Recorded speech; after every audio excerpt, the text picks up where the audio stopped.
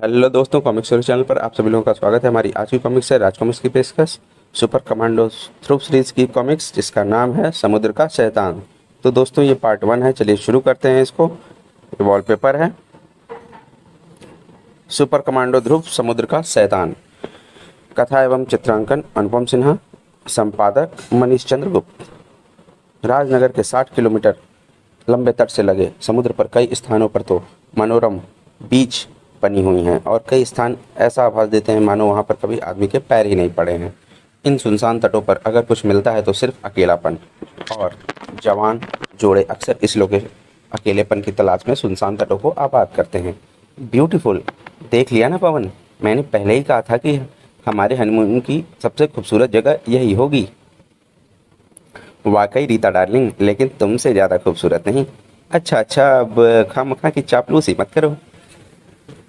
जल्दी जल्दी कपड़े बदलो। नहाना है या नहीं? हम लोगों को जल्दी घर भी पहुंचना है। ये चांद, ये सागर और तुम, जल्दी किस गधे को है? सच कहा, गधों को जल्दी नहीं होती। आहा, रात के वक्त समुद्र में नहाने का मजा बयान नहीं किया जा सकता। अब जल्दी नहीं है? क्यों होगी? अब मजा जो आ रहा है। और तभी रीता, रीता, गड़प। पवन को समझते देर नहीं लगी कि रीता को किसी समुद्री जानवर ने पानी के नीचे घसीट लिया है। पानी की सतह समुद्री झाग और बुलबुलों से भर गई। फिर बुलबुले भी फूटने लगे और भयभीत पवन की आंखों के सामने सतह पर कुछ उभरने लगा। वह कुछ था रीता की लाश। पवन ने चिल्लाना चाहा, लेकिन उसके गले से आवाज गायब हो चुकी थी, और तभी एक और वस्तु सतह पर उभरी। उसको देखकर पवन का दिमाग आतंक से भर गया। वह सब कुछ भूलकर किनारे किनारे की ओर लपका, लेकिन डर से उसके पैर मानो भारी हो गए थे। उससे ठीक से भागा भी नहीं जा सका। उसके पीछे लगी भयावह और विशालकाय आकृति क्रमशः पास आती जा रही थी। अब शायद पवन की जिंदगी के क्षण भी खत्म हो चुके थे। आ चट्टानों के पीछे से एक खून जमा देने वाली चीख उभरी, और धीरे धीरे उस चीख की प्रतिध्वनि भी हवा में घुल गई। छप छप छप छप छप छप। अब सिर्फ पानी में किसी के तैरने की आवाज़ सुनाई पड़ रही थी, और वह भी क्रमशः तट से दूर होती जा रही थी। अगले दिन सुबह उस सुनसान तट पर लोगों की भीड़ जमा थी। पुलिस को ना तो इनकी हत्या का कारण पता चल रहा है ध्रुव, और ना ही कातिल के बारे में कोई सबूत मिल रहा है। इसीलिए मैंने सोचा कि लाशों को यहाँ से हटाने के पहले तुमको भी घटनास्थल का मुआयना करा दिया जाए। शायद तुम्हें ऐसा कोई सूत्र ढूंढ निकालो जो इस दर्दनाक केस को सुलझा सके। ध्रुव की तेज नजरें चारों ओर घूम रही थीं, और उसका चेहरा गंभीर होता जा रहा था। इस वक्त तो मैं भी इतना ही बता सकता हूँ कि हत्यारा कोई ऐसा भयानक समुद्री जीव लगता है जो पैरों पर खड़ा हो सकता है, और जिसमें आश्चर्यजनक ताकत है। क्या तुम मजाक कर रहे हो क्या? बिल्कुल नहीं। देखिए सर, इस युवती की मौत जाहिर है पानी में डूब कर हुई है, लेकिन इसके दाएं पैर पर खरोंचों के निशान बताते हैं कि पानी के नीचे से किसी समुद्री जानवर ने इसको पैर से पकड़कर पानी में नीचे घसीटा था। चलो तुम कहते हो तो मान लेते हैं, लेकिन भयानक और पैर? वह समुद्री जीव भयानक अवश्य रहा होगा, क्योंकि उसको देखकर इस युवक ने डर कर भागने की कोशिश की। अब रेत पर पैरों के निशानों को देखिए। युवक के पैरों के साथ साथ चप्पू जैसे पंजों के निशान भी हैं, यानी उस जीव ने इसका पीछा अपने पैरों पर चलकर ही किया। अब आगे देखिए, युवक की लाश के पास युवक के पैरों के निशान गायब हैं, और पंजों के निशान और गहरे हो गए हैं। इतना तो मैं भी देख रहा हूँ, पर इससे क्या? इससे यह निष्कर्ष निकलता है कि उस समुद्री जीव ने इस युवक को गर्दन से पकड़कर हवा में उठा लिया, जिससे युवक का दम घुट गया। इससे यह भी जाहिर होता है कि उस जीव में आश्चर्यजनक ताकत रही होगी। सबूत तो तुम्हारी कहानी में फिट बैठते हैं ध्रुव, लेकिन तुम्हारी भयानक समुद्री जीव वाली थ्योरी मेरे गले नहीं उतरती। जहाँ तक मैं जानता हूँ, ऐसा कोई समुद्री जीव होता ही नहीं है। मेरे ख्याल से इनकी हत्या के पीछे कुछ और राज है, और मैं उसका पर्दाफाश करके ही रहूँगा। ध्रुव ने इस वक्त चुप रहना ही बेहतर समझा, क्योंकि उसको अपनी बात साबित करने के लिए कुछ और सबूतों की ज़रूरत थी। और उसी शाम उस मनहूस तट से कुछ ही किलोमीटर दूर मछुआरों की बस्ती में। सच है साहिब, 16.25 आना सच। रह तो हम यहाँ पर 10 साल से रहे हैं, लेकिन ऐसा जानवर हमने पिछले 3 सालों में 2 ही बार देखा है। हमारे 3 मछुआरों को ही मार चुका है ससुरा। तो तुमने पुलिस में रिपोर्ट क्यों नहीं करी। का फायदा है बाबू, वो पाताल लोक का प्राणी है, हमारी पुलिस उलिस उसे छू भी नहीं सकती। यही बात हम प्रोफेसर पाटिल से भी कह रहे थे साहब। मशहूर समुद्र शास्त्री प्रोफेसर पाटिल। हाँ साहिब, वो रहा उनका बंगला। अब हम जाएं साहिब, बहुत काम पड़ा है। हाँ हाँ हाँ, जाओ भाई, बहुत बहुत धन्यवाद। मशहूर समुद्र शास्त्री प्रोफेसर पीपी पाटिल का बंगला यहाँ पर। इसको कहते हैं किस्मत। अगर इस केस में कोई मेरी मदद करता है तो सिर्फ कर सकता है तो सिर्फ प्रोफेसर पीपी पाटिल। कुछ ही देर बाद ध्रुव प्रोफेसर पाटिल के बंगले में खड़ा था। प्रोफेसर पाटिल घर पर हैं? आपका नाम सर? मेरा नाम ध्रुव है। इसको देखकर तो कोई इस घर में घुसने की सोचता भी नहीं होगा। सर, कोई मिस्टर ध्रुव आपसे मिलना चाहते हैं। कहें तो गधे कहीं के, तुमने उसको अंदर कैसे आने दिया? तुम जानते हो कि मैं शाम के वक्त सुबह का अखबार पढ़ता हूँ। अपने मिस्टर ध्रुव को उठाकर बाहर फेंक दो। लेकिन ध्रुव जहाँ अपनी मर्जी से आता था वहाँ से वो अपनी मर्जी से ही वापस जाता था। मुझे खेद है प्रोफेसर साहब कि मुझे आपके घर में आकर आपके नौकर के साथ बदसलूकी करनी पड़ी। मुझे आपसे एक गंभीर समस्या के हल में कुछ सवाल पूछने हैं। अगर आप मेरी मदद कर सकें तो मैं आपका अत्यंत आभारी होऊंगा। मेरा नाम super commando Dhruv. Super commando Dhruv? Of course, वही मैं सोच रहा था कि मैंने तुमको पहले कहाँ देखा है। अब याद आया कि मैंने तुम्हारी फ़ोटो कई बार अखबारों में देखी है, लेकिन एकदम से सामने देखकर मैं तुमको पहचान नहीं पाया। मैं तुम्हारा बहुत बड़ा फ़ैन हूँ, प्रशंसक। पर तुम खड़े क्यों हो? और शीघ्र ही प्रोफेसर पाटिल ध्रुव से ऐसे बात कर रहे थे मानो वे दोनों बरसों पुराने दोस्त हों। बिल्कुल नहीं, ऐसा कोई जीव संभव ही नहीं है। मैंने भी जब इस क्षेत्र में ऐसे समुद्री जीव के बारे में सुना तो मैंने पूरी गहराई से छानबीन की, लेकिन नतीजा शून्य निकला। पर वे पंजों के निशान, वो निशान बड़ी चिड़िया के पंजों के भी हो सकते हैं। ऐसी चिड़िया अक्सर मछलियों की तलाश में समुद्र तट पर आती रहती हैं। और वे हत्याएं किसने की? मेरे ख्याल से उन दोनों ने आत्महत्या की है। खैर, मैं कोई तुम्हारी तरह को अपराध विशेषज्ञ तो हूँ नहीं, पर यह पक्का है कि ऐसे किसी समुद्री जीव का अस्तित्व संभव ही नहीं है। थैंक यू प्रोफेसर, अब मैं चलूँगा। अच्छा, फिर ज़रूर आना ध्रुव, गुड लक। मछुआरे कहते हैं कि उन्होंने ऐसा प्राणी देखा है, और प्रोफेसर पाटिल के हिसाब से ऐसा प्राणी संभव ही नहीं है। दोनों में से सही कौन है, यह पता लगाने का एक ही तरीका है, और वह तरीका आजमाने का सही वक्त आज ही है। और उसी रात एक और किशोर जोड़ा उस सुनसान तट पर तन्हाई का आनंद उठाने के लिए मौजूद था, लेकिन उनका मकसद कुछ और था। अपने वाटरप्रूफ इलेक्ट्रॉनिक उपकरणों को एक बार फिर चेक कर लो पीटर। चिंता मत करो रेणु, मैं उनको पहले ही 2 बार चेक कर चुका हूँ। शीघ्र ही मैंने अपने पैर में लगे राडार के सिग्नल चालू कर दिए हैं। अब अगर कोई भी जीव हमारी तरफ बढ़ेगा तो हमें तुरंत पता चल जाएगा। मेरी पिस्तौल भी हर आफत का मुकाबला करने के लिए तैयार है। पानी में छटपटाहट की आवाज़ें अनसुनी नहीं गईं। रेणु, कोई विशालकाय जीव हमारी तरफ बढ़ रहा है। किनारे की ओर भागने के लिए तैयार हो। भागो! किनारे पर पहुंचकर पीटर और रेणु क्षण भर को पलटे और उनकी सांसें गले में ही थम गई हैं। एक विशाल एवं खूंखार समुद्री जीव जिसकी भयानकता का वर्णन करना असंभव था, बिजली की तेजी से उन दोनों के पीछे लपका आ रहा था। रेणु और पीटर कमांडो फोर्स के कैडेट थे। भागकर उनको पकड़ पाना समुद्री दैत्य के भी बस के बाहर की बात थी। पीटर और रेणु के आंखों से ओझल होते ही दैत्य भी रुक गया। उसके गले से गुस्से भरी एक ओंकार निकली। फिर वह मुड़ा और पलट कर चट्टानों के बीच बनी एक गुफा की तरफ बढ़ने लगा। उसके गुफा में घुसने के साथ ही सुनसान तट पर एक और उगी जंगली झाड़ियां अपने आप हवा में उठने लगीं। तो मछुआरे सही कहते थे और प्रोफेसर पाटिल गलत। ऐसा जीव है। मेरे प्लान का पहला भाग तो सफल रहा।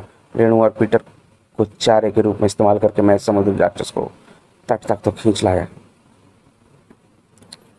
अब देखना यह है कि यह असली है या फिर खाल पहने हुए कोई दैत्याकार आदमी।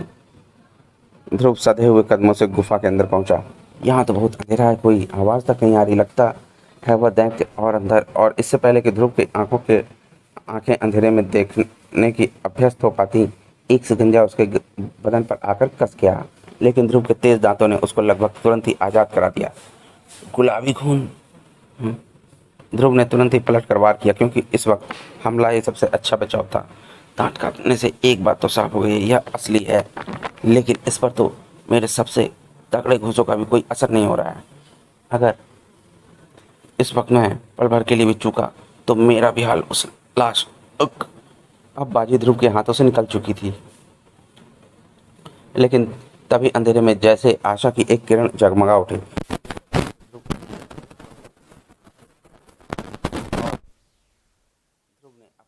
बदल लिया। यह हफ कमजोर पड़ रहा है, यानी पानी से ज़्यादा देर हफ बाहर रहने पर इसकी ताकत क्रमशः खत्म होती जाती है। अपनी बची खुची ताकत समेट कर ध्रुव वापस अपने दुश्मन पर टूट पड़ा। अब मेरी भी ताकत भी मेरा साथ छोड़ रही है, अगर हम जल्दी ही। लेकिन अब तक समुद्री दैत्य भी समझ गया था कि जितनी देर तक वह यहाँ रुकेगा उसके पकड़े जाने की संभावना उतनी बढ़ती जाएगी। वह पलटकर गुफा के अंदर की तरफ भागा। थकान से हाँफ रहा ध्रुव भी उसके पीछे कमजोर कदमों से लपका। यह बाहर जाने के बजाय अंदर क्यों? लेकिन अंधेरे में लड़खड़ाते कदमों से भागने का जो परिणाम हो सकता है वही हुआ। ध्रुव का सिर एक उभरी चट्टान से टकराया और उसके दिमाग पर धीरे धीरे अंधेरे की चादर छाने लगी। इसी बीच ध्रुव के प्लान में सिर्फ यही एक खराबी थी कि उसने हमसे सचमुच में भाग जाने को कहा था। उसका सोचना एकदम ठीक था। पीटर अगर उस दैत्य को पल भर के लिए भी शक हो जाता तो वह पानी से कभी बाहर ना आता। लेकिन अब 8 मिनट बीत चुके हैं। अब हमको प्लान के मुताबिक वापस उसी जगह पहुंच जाना चाहिए। यू आर राइट, जल्दी आओ।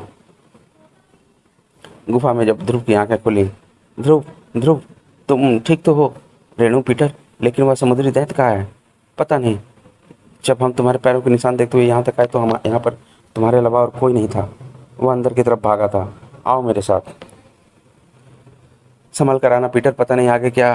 तभी जमीन एकदम से चिकनी हो गई और ध्रुव नीचे आ गिरा। ओ ध्रुव, हमको टॉर्च लेकर आना चाहिए था पीटर। मुझे क्या पता था कि हमको गुफा के अंदर घुसना पड़ेगा, पर घबराओ मत, मेरे पास माचिस है। छाप, मैं ठीक हूँ रेणु। यहाँ पर कोई झील बनी हुई है, इसलिए मेरा पैर किनारे पर जमी खाई पर से फिसल गया। मैं ऊपर आ रहा हूँ। जब ध्रुव संभल कर ऊपर आया तो उसके हाथ में कुछ था। यह क्या है, मछली? हाँ रेणु, यह एक खास किस्म की मछली है जो सिर्फ इसी सुनसान तट के समुद्र में ही पाई जाती है। वो तो समझी, लेकिन इससे दैत्य का क्या संबंध? इस मछली का इस झील में होना साबित करता है कि कोई भूमिगत सुरंग इस झील को समुद्र से जोड़ती है और वह समुद्री दैत्य इसी सुरंग द्वारा वापस समुद्र में भाग गया है। पर वह इस गुफा में आया ही क्यों? कुछ लेने। इधर देखो, जमीन पर एक चौकोर गीला निशान। यहाँ पर पानी से निकाल कर कुछ रखा गया था, शायद कोई बॉक्स। और वह राक्षस यहाँ पर इसी बॉक्स को लेने आया था। पर समुद्री जीव का बॉक्स से क्या काम? ये सारी बातें एक ही ओर इशारा करती हैं पीटर की राक्षस की आड़ में कोई खतरनाक और गैर कानूनी खेल खेला जा रहा है, और जो लोग यह खेल खेल रहे हैं उनके लिए किसी की जान लेना बाएं हाथ का खेल है। और फिर अगले दिन सुबह मैंने न केवल उस राक्षस को अपनी आंखों से देखा है सर, बल्कि उससे दो दो हाथ भी किए हैं। हम तो इन सब से तुम क्या निष्कर्ष निकालते हो? स्मगलिंग सर, तस्करी। उस राक्षस का प्रयोग तस्करी के माल को इधर उधर पहुंचाने के लिए किया जा रहा है। शायद तुम ठीक कह रहे हो, राजनगर के सारे तट वैसे भी इस तस्करी के लिए काफ़ी बदनाम है। तो समुद्री राक्षस को आप पकड़ने के लिए आप क्या करने की सोच रहे हैं? फिलहाल कुछ नहीं। मेरे ख्याल से राक्षस को पकड़ना आसान नहीं होगा, और अगर हम उस तस्कर तक ही पहुंच जाएं जो समुद्री राक्षस का उपयोग कर रहा है तो राक्षस अपने आप ही हमारी गिरफ्त में आ जाएगा। आप उस तस्कर को जानते हैं क्या? नहीं, लेकिन मैं इतना जरूर जानता हूँ कि ये सारी तस्करी एक विदेशी जहाज़ द्वारा की जाती है जो हमारी समुद्री सीमा के ठीक बाहर अंतर्राष्ट्रीय सागर में खड़ा है। हा हा हा हा। हम उस पर बराबर नज़र रखे हुए, परंतु फिर भी ना जाने कैसे हमारे शहर में तस्करी का माल लगातार आ रहा है। आपका शक किस पर है? रतन बांसुरिया पर। पहले वह बांसुरी बेचकर अपना गुजारा किया करता था, लेकिन पिछले 4 सालों में उसने तस्करी से अपार दौलत जमा की है। दुर्भाग्यवश हम कभी उसके खिलाफ ठोस सबूत इकट्ठे नहीं कर सके। शाबाश रामफल, कल सुबह ठीक 8 बजे 1000 रुपये तुम्हारे घर पहुंच जाएंगे। हम तो आपके सेवक हैं बॉस। और उसी रात भारत की समुद्री सीमा से बाहर अंतर्राष्ट्रीय समुद्र में। गुड नाइट बांसुरिया। Sorry for the trouble, please don't mind sir. कोई बात नहीं कैप्टन, धंधे में इतनी तकलीफ तो उठानी पड़ती है। चलो शकूर, खामखा ही मुझे फ़ोन करके बुलाया। बॉस सामने कुछ कुछ है। तभी समुद्र का अंधेरा सीना रोशनी से चमक उठा। मुखबिर ने सही खबर दी थी सर, यह रतन बांसुरिया ही है। भागने की कोशिश मत करना बांसुरिया, वरना भून के रख दिए जाओगे। बांसुरिया की मोटर बोट एक झटके से मुड़ी। वह भाग रहा है। ओफ, पीछा करो। इसकी मोटर बोट बहुत शक्तिशाली है, हमारी लांचें इसका पीछा नहीं कर पाएंगी, और ना ही हमारी गोलियां। लगता है आज भी वह बचकर निकल जाएगा। और तेज शकूर, और तेज धड़ाक। फिर अस्पताल में। मैं तुमको 11वीं बार बता रहा हूँ प्यारे, कि उस जहाज के कैप्टन ने मुझको रात के खाने पर बुलाया था। यह गैर कानूनी काम तो नहीं है ना? और समुद्री राक्षस जैसी चीज़ तो मैंने कभी सपने में भी नहीं देखी। मैं तो यह सोचकर परेशान हूँ कि मेरी मोटर बोट उलट कैसे गई। बस एसपी साहब, मैं और कुछ पूछताछ की इजाज़त नहीं दे सकता। रतन बांसुरिया कल से यही लाप रहा है। अगर यह घायल ना होता तो, पर यह भी तो हो सकता है सर कि वह सच बोल रहा हो। सवाल ही नहीं उठता ध्रुव। तुम देख लेना, 3 दिनों के अंदर ही रतन बांसुरिया अपने पालतू राक्षस के साथ मेरी हिरासत में होगा। Good luck sir. और एक बार फिर ध्रुव उसी सुनसान और मनहूस तट पर खड़ा था। मेरे ख्याल से रतन बांसुरिया झूठ नहीं बोल रहा है। वह वास्तव में इस बारे में कुछ नहीं जानता। इस समस्या की कुंजी समुद्री राक्षस है, और यह भी पक्का है कि उसका उपयोग तस्करी के माल को इधर उधर पहुंचाने के लिए किया जाता है। लेकिन वह इस गुफा में माल लाता कहाँ से है? यहाँ तो दूर दूर तक सिर्फ पानी पानी है, सिवाय सिवाय उस पुराने लाइट हाउस के, जो अब किसी इस्तेमाल में नहीं आता है। और यह हमारी समुद्री सीमा के बाहर बना है। लगता है अब मैं धीरे धीरे मंजिल तक पहुंच रहा हूँ। और ध्रुव जब अपनी ज़रूरत की वस्तुएं लेकर वापस लौटा तो शाम का झुटपुटा रात की कालिमा में बदल चुका था। वह लाइट हाउस की तरफ बढ़ चला। यहाँ पर हमारी समुद्री सीमा समाप्त खत्म हो जाती है। बेहतर ये होगा कि मैं मोटर बोट को यहीं छोड़ दूँ और बाकी का रास्ता तैर कर पार करूँ। लगभग 20 मिनट बाद ध्रुव लाइट हाउस पर खड़ा था। पूरी जमीन कड़े पत्थरों की बनी हुई है। यहाँ पर पैरों के निशान मिलने का कोई चांस नहीं है। अब जरा इस लाइट हाउस की अंदर से भी छानबीन कर ली जाए। शायद अंदर कोई सूत्र मेरा इंतजार कर रहा हो। ध्रुव ने शीघ्र ही पूरा लाइट हाउस ऊपर से नीचे तक छान मारा। यहाँ तो कुछ भी नहीं है। इसका मतलब कि माल कहीं और से। अरे, यह आवाज़ कैसी है? तो दोस्तों, हमारा समुद्र के शैतान का पार्ट 1 यहीं पर समाप्त होता है। और आपको ये पार्ट कैसा लगा हमें कमेंट सेक्शन में ज़रूर बताएं। और पार्ट 2 जल्दी रिलीज़ किया जाएगा। इसका लिंक आपको इसका डिस्क्रिप्शन में मिल जाएगा। आप उसे वहाँ पर खोलकर पढ़ सकते हैं। आपको कॉमिक्स कैसी लगी हमें कमेंट सेक्शन में बताएं, और हमारे चैनल को सब्सक्राइब करना ना भूलें। मिलते हैं अगली कॉमिक्स में। धन्यवाद।